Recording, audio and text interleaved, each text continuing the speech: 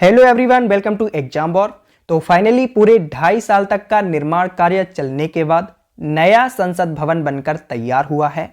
नया संसद भवन पुराने संसद भवन से किस प्रकार अलग है, इसको हम जानेंगे और भी हम कई बातों पर चर्चा करेंगे जो कि आपके एग्जाम के पॉइंट ऑफ व्यू से काफ़ी इंपॉर्टेंट है। तो सबसे पहले हम जानते हैं कि न्यू पार्लियामेंट बिल्डिंग है, इसका स्ट्रक्चर क्या है। तो हमारे प्रधानमंत्री नरेंद्र मोदी जी ने 28 मई 2023 को देश का नया संसद भवन राष्ट्र को समर्पित किया है, जिसका क्षेत्रफल 64,500 वर्ग मीटर है और इसका निर्माण कार्य दिसंबर 2020 में शुरू हुआ था। तब से चलते चलते अब मई 2023 में ये समाप्त हुआ है, यानी कि हम कह सकते हैं कि कंप्लीट 2.5 साल इसको बनने में समय लगा है। नया संसद भवन का जो फर्नीचर है वो किस प्रकार से तैयार किया गया है, तो लोकसभा के अंदर 888 सदस्य और राज्यसभा के अंदर 384 सदस्यों के बैठने की व्यवस्था की गई है। वहीं पर अगर आपकी ज्वाइंट सिटिंग होती है, यानी कि आपकी संयुक्त सत्र होता है, संयुक्त सत्र यानी कि लोकसभा के सदस्य और राज्यसभा के सदस्य ये दोनों बैठते हैं संसद भवन के अंदर। तो ज्वाइंट सिटिंग अगर होती है तो उसके दौरान लोकसभा भवन में 1272 सदस्यों के बैठने का इंतजाम किया गया है। इसके बाद हम जानेंगे कि संसद भवन का जो स्ट्रक्चर है वो अंदर से किस प्रकार से तैयार किया गया है। तो अंदर से आप देख सकते हैं नए संसद भवन में एक भव्य संविधान हॉल बनाया गया है। ये इमेज में आप देख सकते हैं, ये बहुत ही आकर्षक और भव्य संविधान हॉल बनाया गया है और इसमें भारत की प्राचीन संस्कृति और लोकतांत्रिक परंपराओं को दर्शाया गया है। साथ ही साथ नए संसद भवन में सांसदों के लिए लाउंज और उनके लिए कक्ष, डाइनिंग एरिया, पार्किंग, इन सभी की व्यवस्था भी की गई है। और नए संसद भवन में इसकी सुरक्षा के इंतजाम के लिए कुछ नई तकनीकों का इंतजाम किया गया है। ये आप देख सकते हैं, यहाँ पर थर्मल इमेजिंग सिस्टम और फेस रिकॉग्निशन सिस्टम वाले कैमरे लगाए गए हैं। इनकी मदद से होगा क्या, तो इनकी मदद से जो भी संदिग्ध व्यक्ति आते हैं उनकी गतिविधियों को रोकने में मदद मिलेगी। और एक नया अपडेटेड वर्जन वाला जो 360 डिग्री वाला जो सीसीटीवी कैमरा है वो यहाँ पर लगाया गया है। तो इस कैमरे की खास बात क्या है? इस कैमरे की खास बात यह है कि अगर कोई भी व्यक्ति कैमरे के घूमने के विपरीत दिशा में संसद भवन परिसर में घुसता है, यानी कि अगर ये कैमरा यहाँ पर है और पिछली दिशा में अगर कोई व्यक्ति आता है या फिर संसद भवन में घुसने का प्रयास करता है, तब भी यह कैमरा उस व्यक्ति की इमेज ले लेता है और वह व्यक्ति पकड़ा जाएगा। तो इस प्रकार नई तकनीकों का प्रयोग किया गया है नए संसद भवन में। अब संविधान, जो आपका भारतीय संविधान के अनुसार संसद क्या है, किस प्रकार से कार्य करते हैं, इसके बारे में हम जानेंगे। तो भारतीय संविधान के अनुसार संसद के 3 अंग होते हैं, राष्ट्रपति, लोकसभा और राज्यसभा। तो संसद के संविधान के 5वें भाग के अंतर्गत अनुच्छेद 79 से 122 तक और 123 में आपको पता ही होगा कि राष्ट्रपति का अध्यादेश जारी करने की शक्ति दी गई है।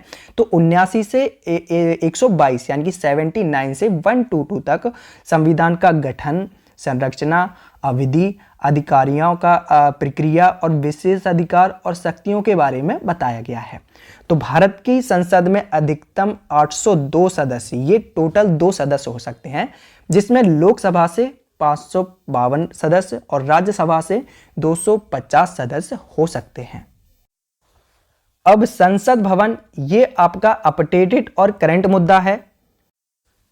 तो यहां से उठकर अब आपसे जो स्टैटिक जीके वाला पोर्शन है वो भी पूछा जा सकता है, यानी कि संसद से रिलेटेड जितने भी इंपॉर्टेंट आर्टिकल्स हैं वो भी आपको याद होने चाहिए। तो उनको हम एक बार देखते हैं। तो अगर जो भी स्टूडेंट्स इसको नोट करना चाहें नोट कर लें, अदरवाइज इसकी मैं पीडीएफ प्रोवाइड करा दूंगा। डिस्क्रिप्शन बॉक्स में टेलीग्राम चैनल की लिंक दी हुई है, तो वहां से आप लिंक पर क्लिक करके टेलीग्राम चैनल पर जाकर वहां से पीडीएफ डाउनलोड कर सकते हैं। तो चलिए शुरू करते हैं। हम देखते हैं अब भारत की संविधान से संबंधित कुछ महत्वपूर्ण अनुच्छेद। तो देखिए 79 से इसके अनुच्छेद शुरू होते हैं। 79 में आपका संविधान का गठन है और 80 यानी कि 80 में राज्यसभा का गठन है और 81 में लोकसभा का गठन है। इसको याद करने की ट्रिक होती है सरला। तो संसद आपका 79, रा से राज्यसभा यानी कि आपका 80 और ला से लोकसभा यानी कि 81। तो इस प्रकार आप याद कर सकते हैं 79, 80 और 81 सरला। उसके बाद आर्टिकल 82 आता है। इसमें प्रत्येक जनगणना के बाद समायोजन दिया है। आर्टिकल 83 यानी कि 83 संसद के दोनों सदनों की अवधि के बारे में बताया गया है। आर्टिकल 84 संसद की सदस्यता के लिए योग्यता के बारे में बताया गया है। नेक्स्ट आर्टिकल आता है संसद के सत्र, सत्रावसान और विघटन के बारे में आर्टिकल 85 बताता है। जबकि आर्टिकल 87 राष्ट्रपति को संबोधित करने तथा संदेश देने का अधिकार प्रदान करता है। और आर्टिकल 87 राष्ट्रपति का विशेष संबोधन इसके बारे में बताया गया है आर्टिकल 87 के अंदर।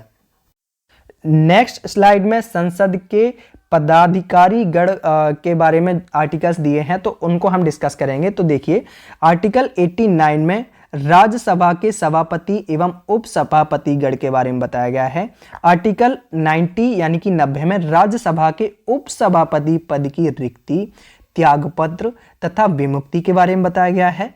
आर्टिकल 91 यानी कि 91 सभापति के रूप में कार्य करने की उपसभापति की शक्तियों के बारे में बताया गया है। यानी कि अगर आपका राज्यसभा या लोकसभा में सभापति अनुपस्थित है तो उपसभापति जो है वो कार्य कर सकता है। उसके पास क्या क्या सभापति की शक्तियां होती हैं ये 91 में बताया गया है। 93 में बताया गया है कि लोकसभा का अध्यक्ष और उपाध्यक्ष के बारे में बताया गया है।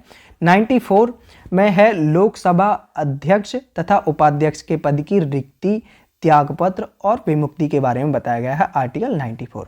आर्टिकल 95 की अगर बात करें तो लोकसभाध्यक्ष के रूप में किसी व्यक्ति के कार्य करने की शक्ति के बारे में बताया गया है। आर्टिकल 97 सभापति और उपसभापति तथा लोकसभा अध्यक्ष एवं उपाध्यक्ष के वेतन एवं भत्तों के बारे में चर्चा की गई है। और आर्टिकल 98 के अंदर संसद सचिवालय के बारे में बताया गया है। इसके बाद अगले अनुच्छेदों में संसद की कार्यवाही के संचालन के बारे में बताया गया है। तो आर्टिकल 99 में है सदस्यों का शपथ ग्रहण। आर्टिकल 100 के अंदर है दोनों सदनों में मतदान, कोरम की पूर्ति के बिना भी सदनों का कार्य करने का अधिकार।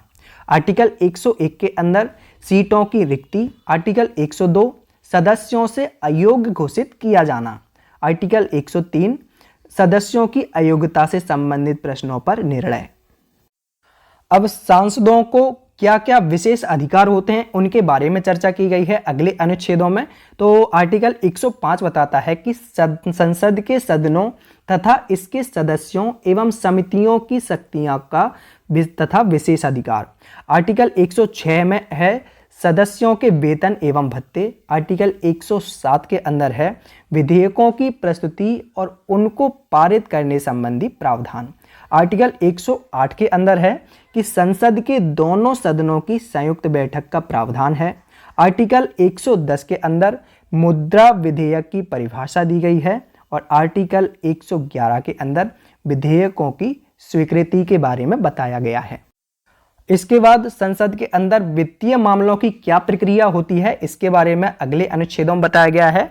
तो आर्टिकल 112 से 17 तक है ये। 112 में बताया गया है कि वार्षिक वित्तीय विवरण आपके बजट के बारे में। 114 विनियोजन विधेयक। 115 पूरक, अतिरिक्त तथा अतिरेक अनुदान। और 117 वित्तीय विधेयकों संबंधी विशेष प्रावधान किया गया है। ये बताया गया है आर्टिकल 117 के अंदर। इसके बाद संसद के अंदर क्या क्या सामान्य प्रक्रियाएं होती हैं उनके बारे में बताया गया है। तो 118 के अंदर प्रक्रिया संबंधी नियम बताए गए हैं। 119 के अंदर संसद में वित्तीय कार्यवाहियों से संबंधित विनियमन को बताया गया है। 120 के अंदर संसद में उपयोग की जाने वाली भाषा, संसद में कौन सी भाषा उपयोग की जानी है इसके बारे में आर्टिकल 120 बताता है। जबकि आर्टिकल 121 बताता है कि संसद में चर्चा पर प्रतिबंध के बारे में आर्टिकल 121 बताता है। आर्टिकल 122 के अंदर है संसद की कार्यवाहियों के बारे में न्यायालय पूछताछ नहीं कर सकता, ये बताता है आर्टिकल 122। और सबसे इंपॉर्टेंट आर्टिकल 123 जो कि एमपीपीएससी में फिलहाल ये प्रश्न पूछा गया है, राष्ट्रपति की अध्यादेश पारित करने की शक्ति आर्टिकल 123 के अंदर पूछा गया है। प्रश्न है तो आर्टिकल 123 के अंदर है राष्ट्रपति के अध्यादेश जारी करने की शक्ति। तो इस प्रकार भारत के संविधान में संसद की स्थिति सबसे बड़ी कानून बनाने वाली संस्था के रूप में की गई है।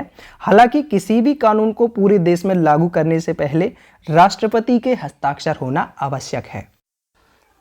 तो ये थी आज की कुछ महत्वपूर्ण खबरें। अगर वीडियो अच्छा लगा है तो वीडियो को लाइक एंड शेयर कीजिए, और अगर हमारे साथ जुड़कर तैयारी करना चाहते हैं तो चैनल को सब्सक्राइब करके बेल आइकन पर क्लिक कर लीजिए ताकि प्रत्येक वीडियो का नोटिफिकेशन आपको प्राप्त हो सके। और इन प्रश्नों की या फिर इस कंटेंट की जो पीडीएफ है वो आपकी टेलीग्राम चैनल पर मिल जाएगी। टेलीग्राम चैनल की लिंक डिस्क्रिप्शन बॉक्स में दी हुई है, तो उस लिंक पर क्लिक करके आप हमारी टेलीग्राम चैनल को भी ज्वाइन कर सकते हैं और वहां से सारी पीडीएफ को डाउनलोड कर सकते हैं। Exam war always with you. Thank you for watching video.